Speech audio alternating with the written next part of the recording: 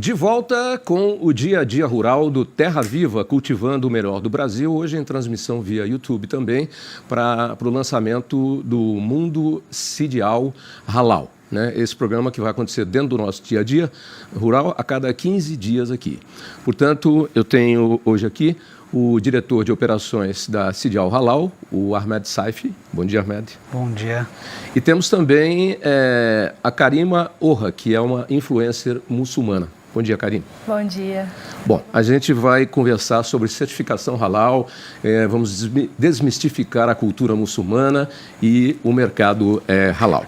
Bom, deixa eu passar aqui alguns dados que a gente tem.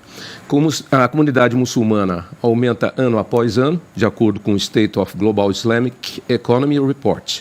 Atualmente, nós temos 1 bilhão e 900 milhões de muçulmanos no mundo, sendo a Indonésia o país que mais abriga essa população, hospedando hoje, a Indonésia, 238,5 milhões de muçulmanos. Para você ter uma ideia, hoje no mundo, os muçulmanos representam 1/4 da população. E a estimativa, segundo os últimos dados do mesmo State of the Global Islamic Economy Report, é que em 2030 sejam 2 bilhões de muçulmanos. E em 2060, 3 bilhões. Ou seja, 30% da população mundial. Então é preciso estar dentro desse mercado, é preciso entender esse mercado, que é um mercado que exige a certificação halal. Você só vende com certificação halal para esse mercado. Aqui no Brasil nós temos uma média de 1,5 milhão de muçulmanos, tendo como destaque as regiões de São Paulo e do Paraná como o maior número. E essa população só consome produto halal, tem que ter certificação halal. Halal, para quem não conhece, significa lícito em árabe. E são produtos comercializados de acordo com as regras de Deus escritas no Alcorão. Ou seja, seguem 100% todas as normas da jurisprudência islâmica para consumo dos muçulmanos. E, nesse caso, não há consumo de álcool ou qualquer incidência de derivados de suínos. São os hábitos da população muçulmana. Por isso, vou começar com o Ahmed e com a Karina. Ahmed, permite começar com a Karina? Claro, fica à vontade. Karina, é preciso desmistificar o mundo muçulmano, a religião muçulmana. Muita gente desconhece, fala coisas que não tem nada a ver, e os muçulmanos estão aí, representam hoje 1 bilhão e 900 milhões de pessoas no mundo. Você, como influencer, você é mãe de 2 filhos também, é isso? Mãe de 3 filhos. 3? 3 meninos. Perdi um, então, já. e influencer, o que é que você faz no Instagram, pela internet? Qual é o seu trabalho nesse sentido? Primeiramente, queria agradecer estar aqui com você, Tavinho. Muito, muito bom o programa. Obrigado, Sidial Halal, pela oportunidade também. O meu trabalho como influenciadora, ele começou meio que com um hobby, né? Eu gostava de compartilhar assuntos de maternidade, falar sobre educação, que eu sou pedagoga. E aí começou a crescer a curiosidade sobre o véu, porque eu apareci usando véu e as pessoas aqui no Brasil muitas vezes desconheciam que tinha alguma relação com a religião. Então, às vezes as pessoas perguntavam, você é da Arábia, por isso que você usa o véu? E as pessoas não entendiam que era por conta da religião, né? E por que as mulheres na religião muçulmana usam o véu? É mais por uma proteção da mulher. Então, eu sempre falo que o véu, ele é a minha identidade, né? As pessoas tendem a achar que é uma obrigação humana, né? Uma opressão. Então, outro ser humano colocou isso dentro de mim. Você precisa usar o véu. Geralmente, né, falamos sobre machismo, né? Que as pessoas acham que o véu é um tipo de opressão. Você usa o véu porque o seu pai mandou, ou o seu marido mandou. Não é nada disso. Nada disso. A gente usa o véu em respeito a Deus, em devoção a Deus. Então, Deus mandou o uso do véu. Nós, muçulmanos, perante a nossa fé, a gente faz o uso dele. Então, não tem nada a ver com opressão, ou com machismo, ou com alguém que obriga a outra pessoa a colocar. Todo árabe é muçulmano? Todo muçulmano é árabe? Como é que...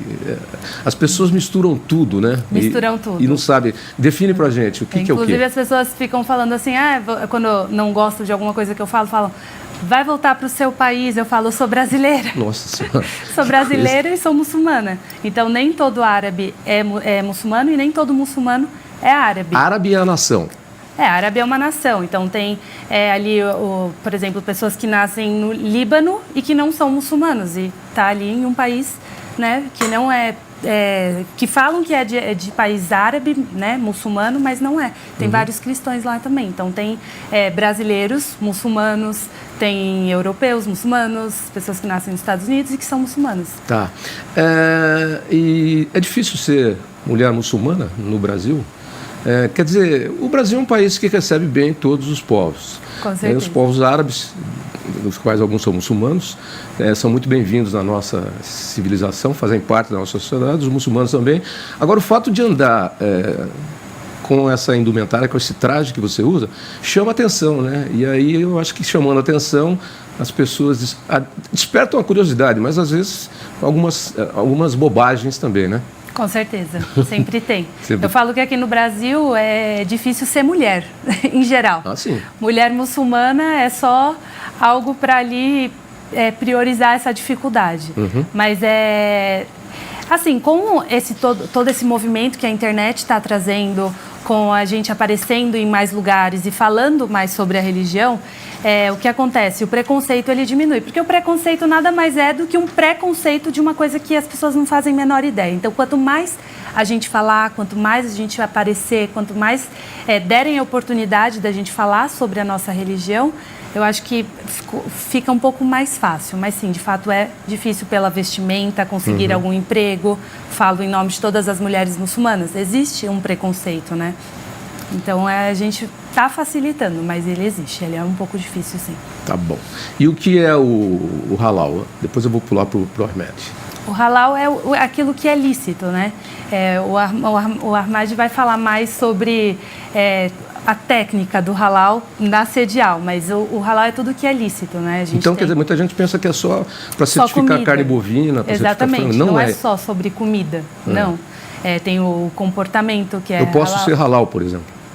O meu comportamento, se eu tiver um comportamento lícito. Você tá trazendo esse conceito que é da religião, né? Tá. Tudo que a religião traz de conceito é para o bem-estar humano. Então, tudo que é lícito é halal. Se eu estou falando alguma coisa boa para você, que é lícita, eu estou sendo halal, entre aspas. Halal, exatamente. Você não está fazendo coisas ilícitas. Exatamente.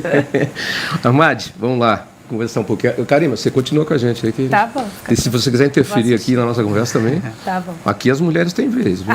Aqui não é clube do bolinha, não. Né? Ahmed, vem cá. 1 bilhão e 900 milhões de muçulmanos. E chegando aí em 2060 a 3 bilhões. Vão representar 30% da população mundial. Certificação para chuchu, como a gente diz no Brasil, hein? Pois Por que só o muçulmano só consome produto com certificado halal? Bom, primeiramente agradecer pela parceria com o canal Terra Viva. A gente está bastante animado para começar essa programação que vai ser quinzenal, para desmistificar para vocês o que é o mundo halal, o que é um muçulmano. A Karima fala um pouco da mulher muçulmana. E o que é o certificado halal? O que é esse mercado que a gente fala tanto, que é 1,9 bilhão de pessoas? Halal é aquilo que é permitido. Então, nós, como muçulmanos, seguimos uma regra. O que é essa regra? É aquilo que foi revelado por Deus no Alcorão Sagrado e na vida do profeta Mohammed, que a paz esteja com ele. Então, tudo aquilo que nos foi ensinado deve ser feito da maneira halal. Por exemplo, a forma que eu me alimento deve ser halal. A forma que eu trabalho deve ser halal. A forma que a mulher se veste, e o homem também. Muitas pessoas pensam que é só para a mulher, mas o homem também tem regra de vestimenta. Deve ser halal. A forma que eu me caso, a forma que eu me dedico ao estudo, se eu faço ações sociais para a comunidade ou não. Então, halal é um conceito de vida. Quando a gente fala mercadologicamente falando, você está falando de seguir regras para atender um mercado. Então, hoje, os muçulmanos estão espalhados no mundo inteiro. Muitas pessoas pensam que o halal é só para os países árabes. Não é, né? Na verdade, não. A Indonésia é o maior país? Exatamente. Se você for somar toda a população árabe, não chega a 500 milhões de habitantes. Mas você tem 1,9 bilhões espalhados no mundo. Então, quem que consome? Onde estão esse pessoal? Você tem muito muçulmano na África, na Europa, nos Estados Unidos. No Brasil está crescendo bastante. o censo que a gente tem no Brasil de quase 2 milhões de muçulmanos é um censo não oficial, mas a gente conversa com as mesquitas, com as comunidades que estão espalhadas no Brasil inteiro, e eles passam mais ou menos a quantidade de praticantes que tem naquela mesquita, quantas pessoas quebram o jejum, quantas pessoas vão rezar sexta-feira. Então, quando você fala de mercado halal, você fala de um mercado que você atinge o mundo inteiro. E uma coisa que tem sido bastante forte, bastante diferente no halal de 5 anos para cá, é a equivalência do halal com qualidade de produtos. Então, quando você tem uma certificação halal, além de ser um respeito a toda uma religião, a uma crença, você tem a parte de qualidade, de boas práticas de fabricação, de segregação de produtos. E isso tem um termo em árabe, que é halal tayyib. Halal tayyib, exatamente. Halal é aquilo que é permitido, aquilo que é lícito, e tayyib é aquilo que é bem feito. Então, uma das regras para você ser halal é fazer um processo bem feito. Tá. Por exemplo, a gente fala que o suíno é haram, que é o contrário de halal, é pecado. Mas eu ia te perguntar, por que os muçulmanos não consomem a carne suína e não ingerem bebida alcoólica também de jeito nenhum, na vida inteira? Exatamente. Me parece que Jesus também não comia carne suína? Não. Então, aí a gente entra um pouco num conceito um pouco que difere um pouco da crença do brasileiro. Bom, vamos ficar com o muçulmano então. Por que o muçulmano não come o suíno e não bebe álcool? Bom, vamos lá. É uma regra de Deus, então Deus proibiu. No começo do islamismo não era proibido a bebida alcoólica. Tá. Quando Deus revelou para o profeta que a partir de agora é proibido, os relatos que tem dos companheiros do profeta é que todos os companheiros jogaram as bebidas alcoólicas fora e parecia que tinha um riacho no meio da cidade de tanta bebida que foi jogada fora. Então, isso foi vindo de acordo com a vida do profeta, de acordo com os acontecimentos daquela época. Então, por que a bebida alcoólica é pecado, por exemplo? Porque faz mal para você e para a sociedade. Tá. Se você fica bêbado, se você sai da sua sanidade, você acaba fazendo coisas para os outros que você não faria em um estado são. Tá. E é muito difícil encontrar produtos halal no Brasil? Porque nós temos aí quase 2 milhões de muçulmanos. Exatamente. Bom, o que acontece? No Brasil, as empresas ainda têm um pouco de receio de colocar o selo halal no seu produto. Por quê, hein? Porque tem um pouco de medo de preconceito das pessoas, a falta de conhecimento. Muitas pessoas podem associar o selo halal a terrorismo, a maus tratos aos animais, é exatamente o contrário. Nada a ver. Mas como que a gente trabalha hoje com a comunidade muçulmana? A gente tem muitos CIFs, muitos frigoríficos brasileiros de frango, principalmente, que fazem 100% do abate halal. Elas só não colocam selo quando vai para o mercado interno. Então, quer dizer, o frango nosso, que é vendido para o mercado externo, para o mercado muçulmano, ele vai com a certificação halal, mas o processo de lícito na produção de frango, ele é halal, todo ele. Exatamente. 100%, quer dizer, o que a gente está comendo no Brasil. Exatamente. Olha que coisa interessante. Como que é o processo? Quanto a gente manda de frango para o mundo muçulmano? Para o mundo árabe, é que tem um erro teórico, eu acho, quando fazem os estudos de exportação, porque eles consideram só os países árabes como halal. Tá. Então, 20% da produção vai para países árabes. Tá. Mas o halal é muito maior do que isso. Então, você tem mercados no Japão que pedem produto halal. Tá. Você tem na Ásia produto halal. Então, numa estimativa caseira, vamos dizer assim, praticamente 40% da produção de aves no Brasil é para o mercado halal. Tá. Mas a produção, praticamente 90% é feita no processo halal. E carne bovina também tem certificação? Carne bovina também tem uma quantidade muito grande de produto halal. E também é a mesma coisa, para mercado de exportação vai o selo, para mercado nacional não.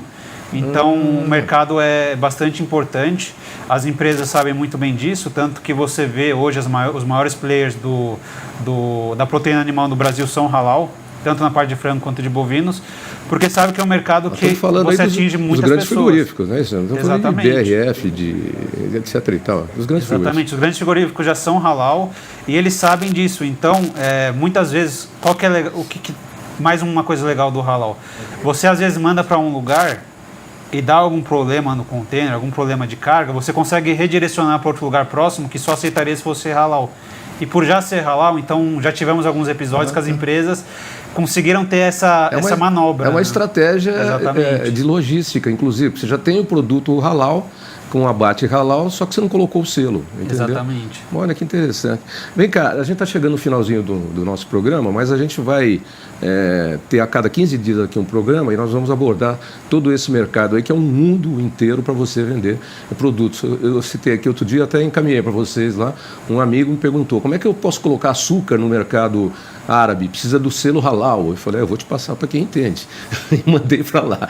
Então, a curiosidade das pessoas é sempre muito grande. E aí, o halal não é só para... Muita gente pensa que é só para o alimento, né, Karim, né, Ahmed? Não é só para o alimento.